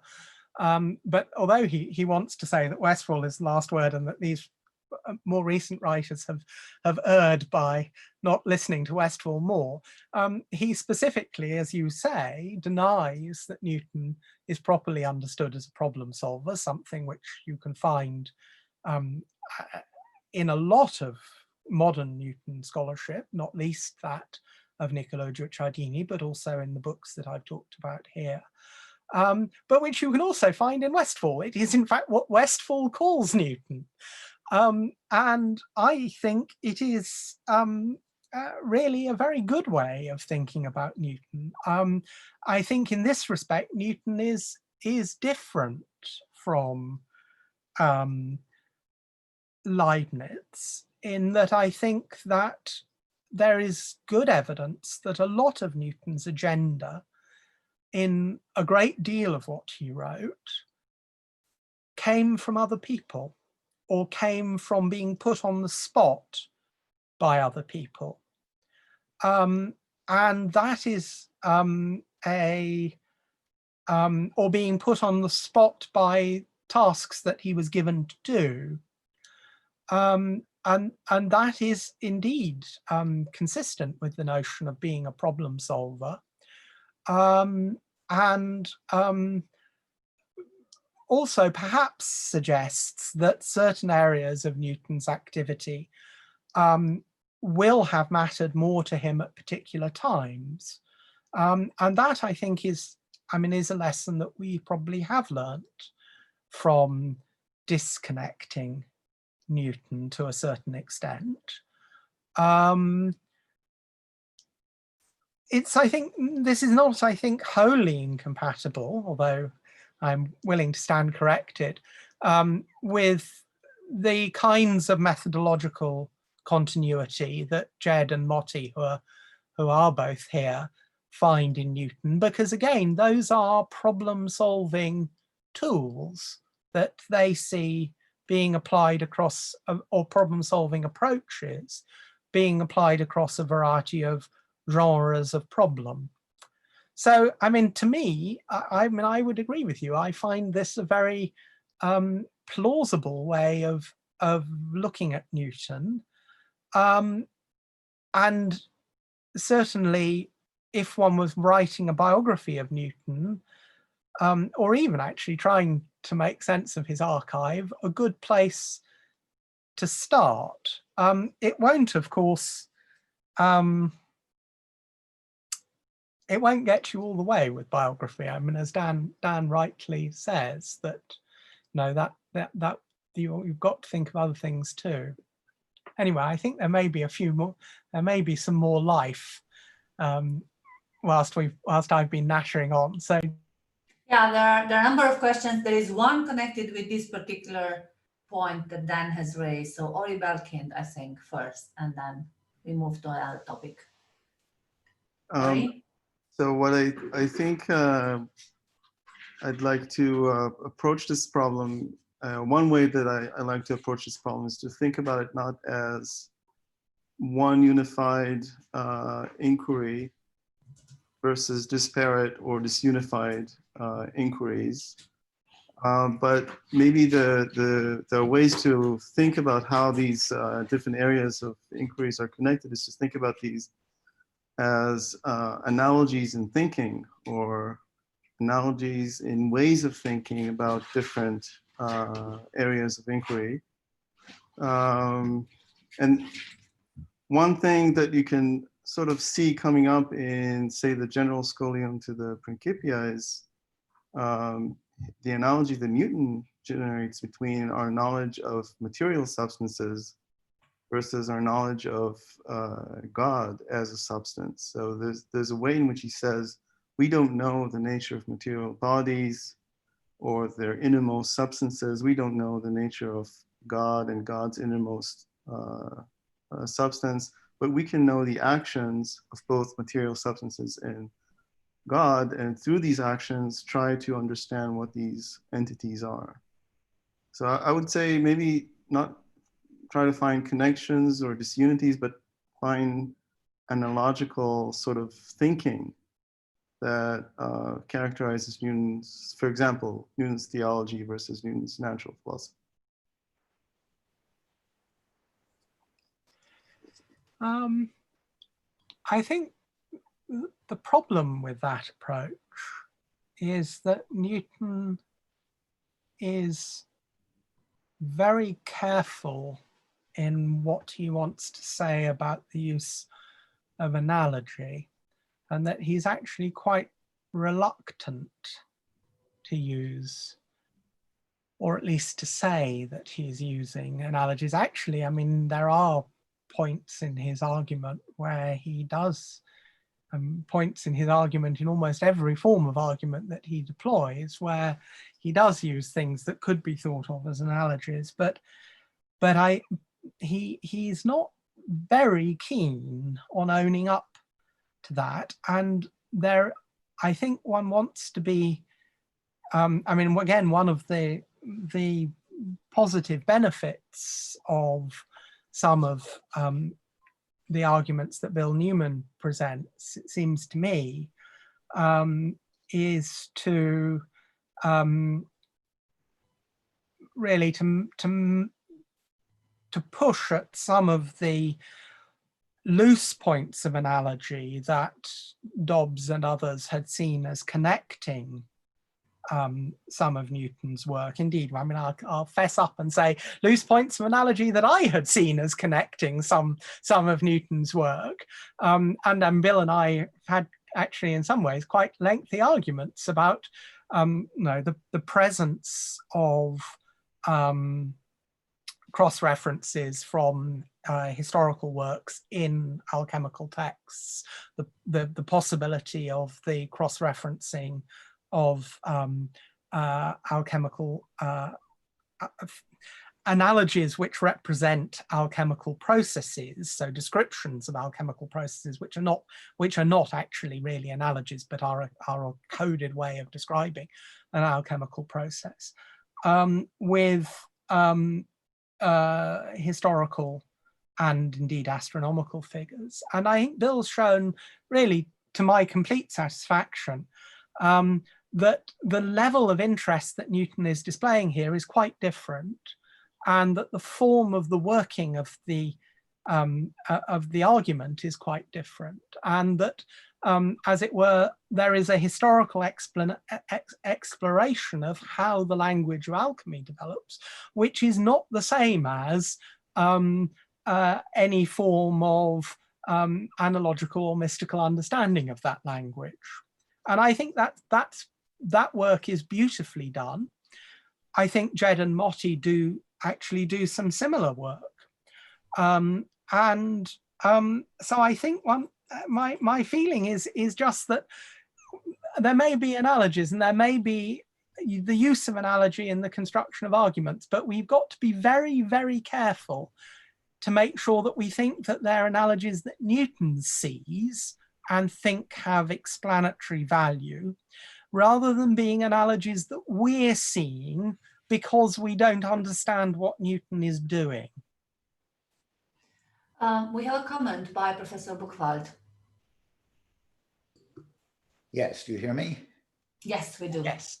Okay, yes, well, of course, Dan and Modi and Alan Shapiro and I are the old guys around here. Looking at the pictures here, most of the rest of you are considerably younger, Dan being the oldest, so I'll leave it at that. Thank you, Scott. I thought it was most interesting what you had to say. I think of the group that I just mentioned, I originally got at all involved in Newtoniana, years ago, briefly, when I first met Alan, who was spending a term at the Institute for Advanced Studies when Tom Kuhn was there. And then Modi joined me here at Caltech 20 years ago, and we started discussing things.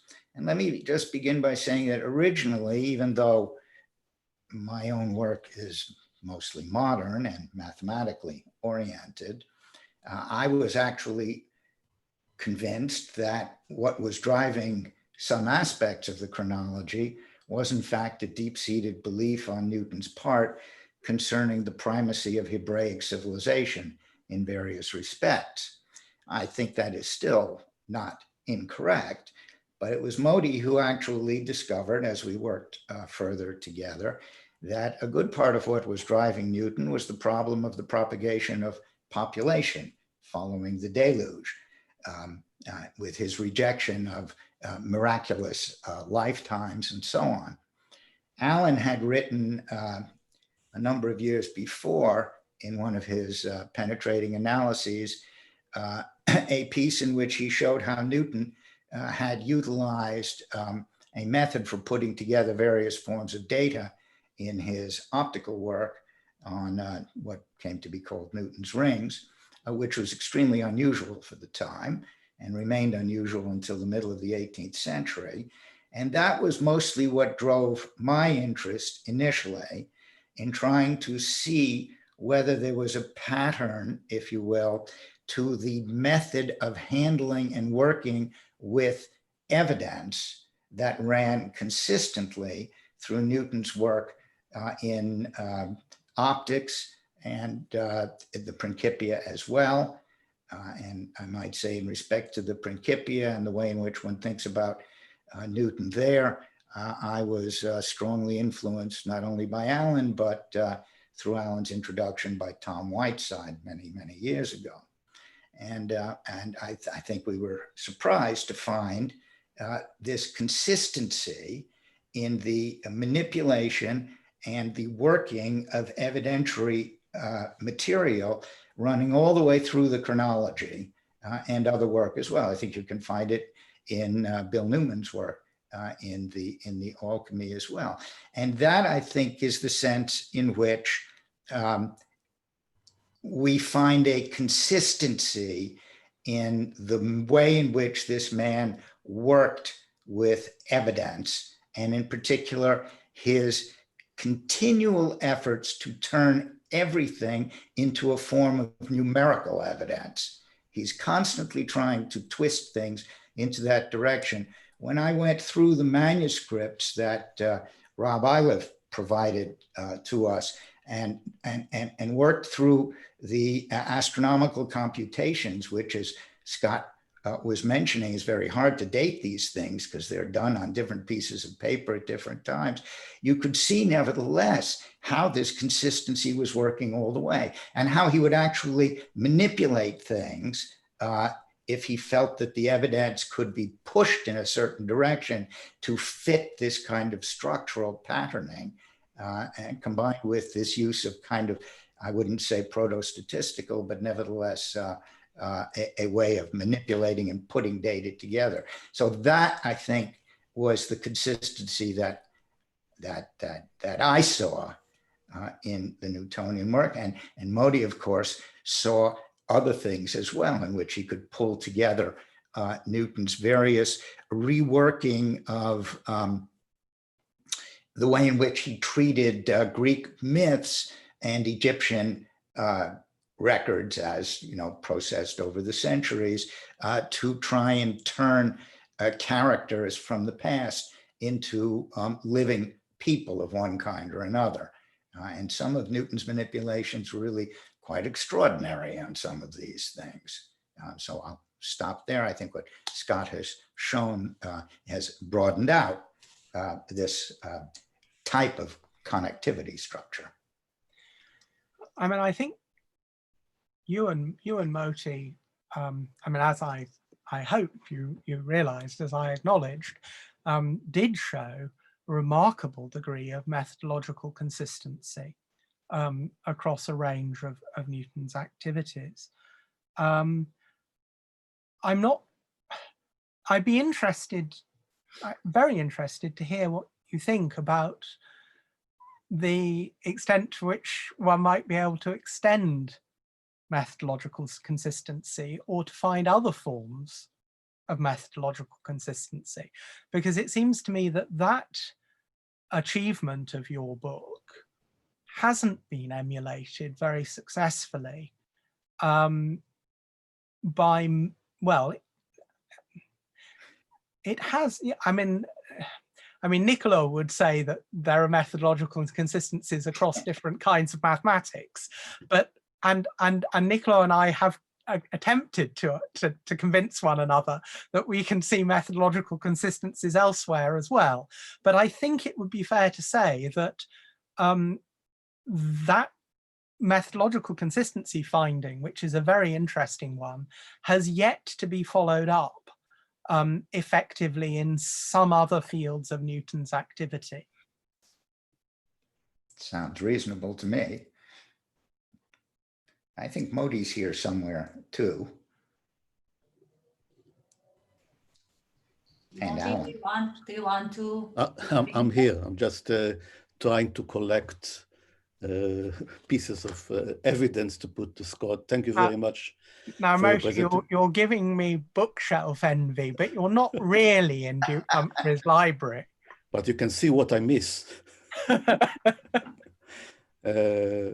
I very much enjoyed the talk. And I mean, to add to what Jed was saying and to what you were asking, I mean, I think one of the things that we did try very hard to do in our book is precisely what you are asking for, is to provide a dynamic approach to Newton.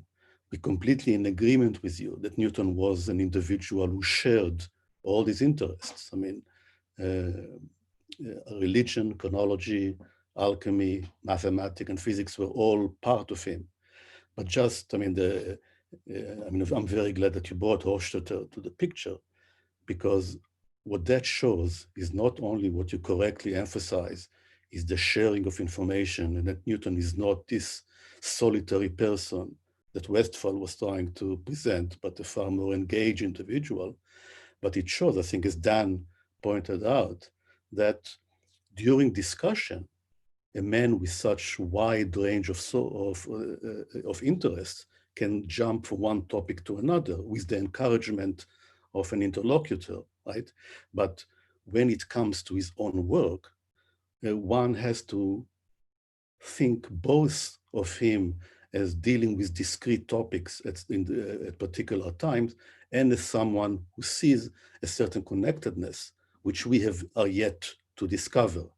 So in that respect, when we work on the chronology, we have tried to bring together the religion, as well as the mathematics, as well as the physics, and see in what way they are entering into the picture.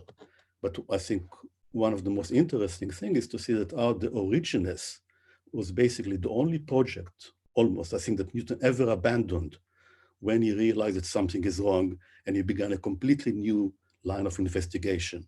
Now, of course, it is fertilized by other domains, because the source material, both for the alchemy and for the mythology that he used, is the same. It's the same old books by ancient historians, all use the same thing. But the chronology ended up of being a discrete topic that is the only, let's say, non-scientific, if I may use the term, thing that Newton really wanted to publish. And, you know, he was working on it at the moment that he died.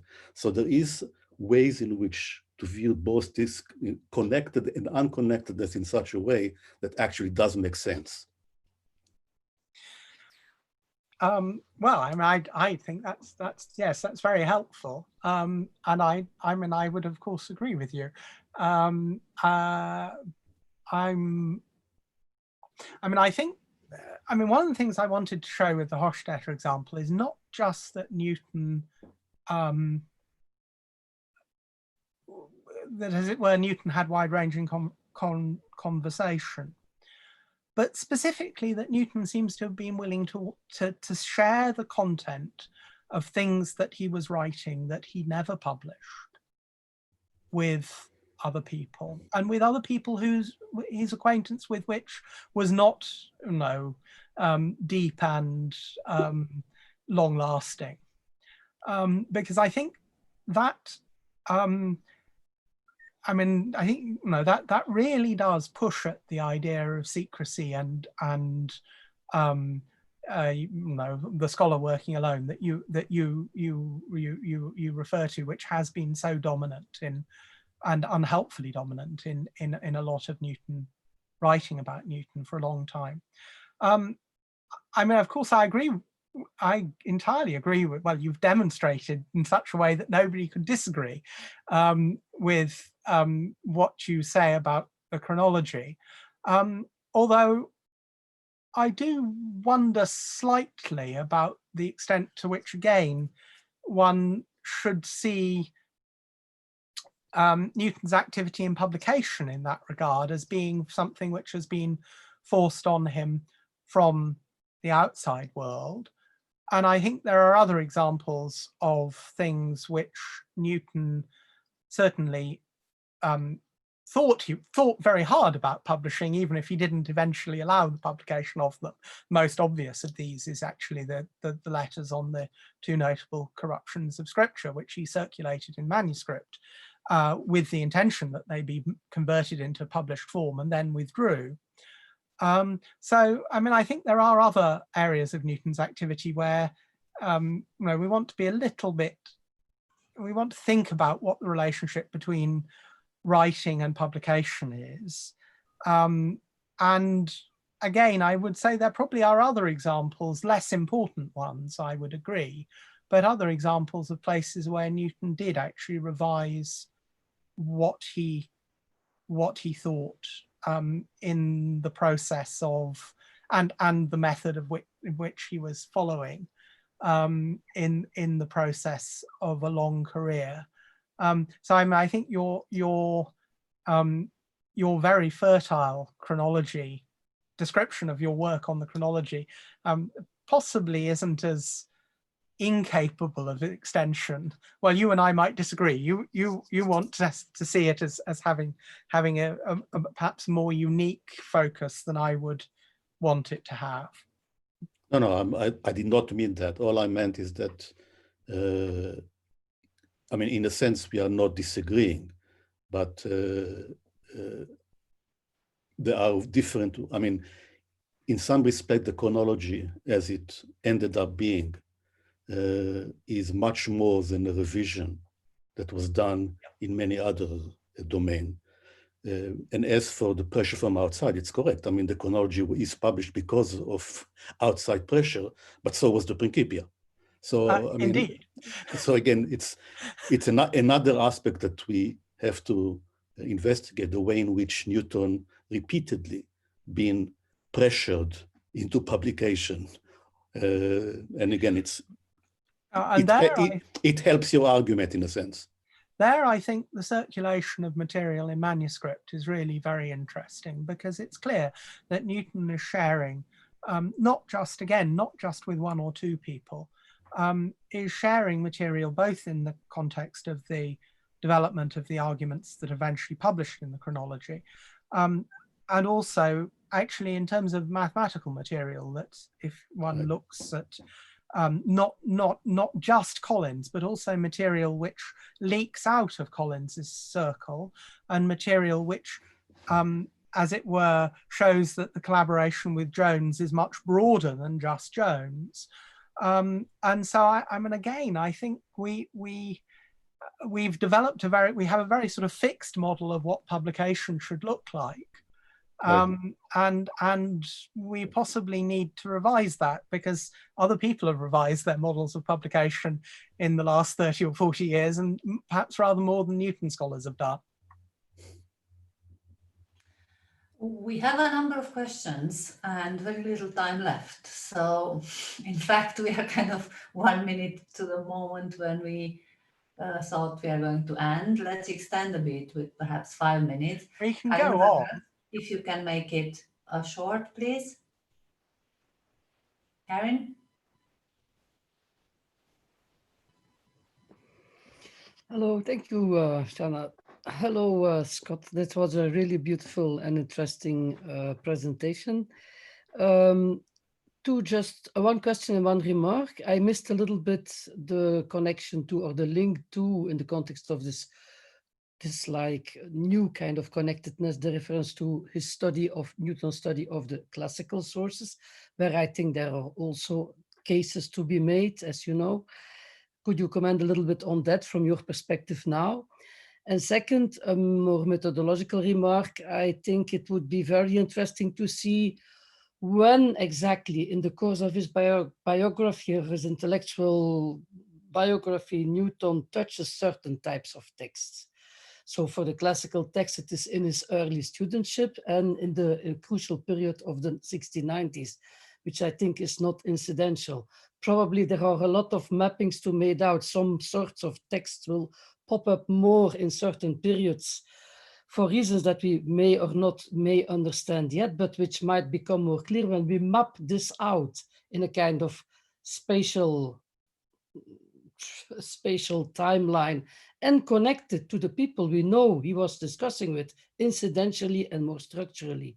Epistolography could be a nice tool to deepen the insights. It might maybe bring out some aspects of this new kind of connectedness that you have been discussing up to now. Voilà.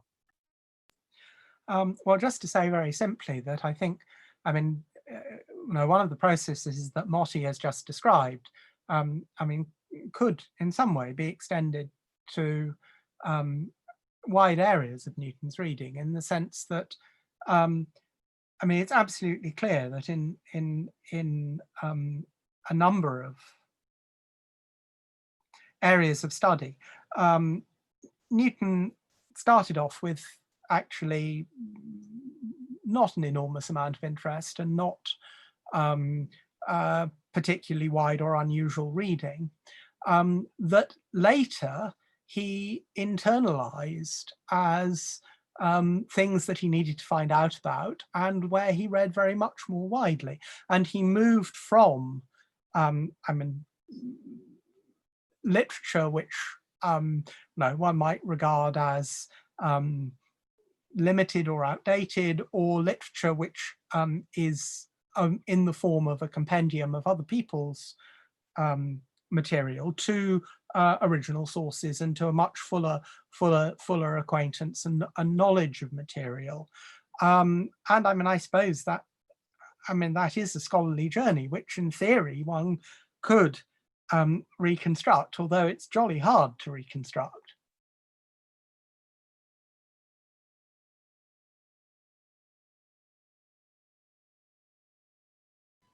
We have a number of questions that are relating to Newton's on medicine, and I would like Dolores to address her question, but in a abridged form. Dolores, you have to unmute yourself. Scott, thanks very much for an incredibly enlightening presentation. So one of the things that puzzles me is why Newton's medicine hasn't taken off as a kind of research subject in the same way that Newton's alchemy or chronology of ancient kingdoms has, because if you look at the reception of Newton in a historical context, physicians were both talking to Newton and taking up a kind of Newtonian medicine, but it really hasn't taken off in the same way as other areas of research. I just wondered if you had thoughts about why that's the case. Well, I mean, Gideon in the chat has correctly pointed out that Anita Guarini has done a lot of work on, and indeed one or two other people, on the relationship between a number of people who were medical practitioners or who taught medicine in universities, Archibald Pitcairn, and above all George Cheney. But Anita's the one who wants me to ask the question. With Newton's work, and also with the editing of Newton's work, and with conversation about Newton's work in the 1690s, early 1700s. And also Gideon draws attention quite correctly to Rob Iliff's excellent essay about Newton's interest in Lucatello's balsam. And this is a topic which Bill Newman has much to say about as well. And I mean, Bill, I think, one of the things which comes out of the collaboration of Newton and Facio is in the 1690s is just the extent to which Newton was interested in chemical medicine and in the development of chemical remedies for ill health. Now, it has to be said that that is a little bit different as an interest from the interests of Pitcairn and particularly the interests of Cheney as practicing doctors. And the kind of methodological coherence between, let's say, Newtonian physics and the physician's practice that one finds to some extent in Cheney and rather more in people like, what's he called, Brian Robinson. No, that's really in a sense it looks more like a consequence of the success of Newtonianism and the exploration of a broader applicability for certain methodological approaches than it does anything that Newton himself wrote about. But I mean, that in itself raises, it does raise an interesting issue as to why, if in the 1690s Newton is so interested in chemical remedies as he does seem to be, and is corresponding at one remove with a variety of people who are peddling chemical remedies in London quite extensively, not just William Iworth, but also a number of Huguenot friends of Facio. Why does none of our record of his conversation with Archibald, or his sort of conversation in the circle of Archibald Pitcairn with Gregory, and we have records of those conversations and Pitcairn's name crops up in it, why isn't he asking them about their views of chemical medicine? He isn't, as far as we can see. So that's a very interesting observation. I have to think about that. Right. Unfortunately, our time is up. So I would like all of you to switch on your mics and give a big clap to Scott Mandelbrote for this fantastic talk.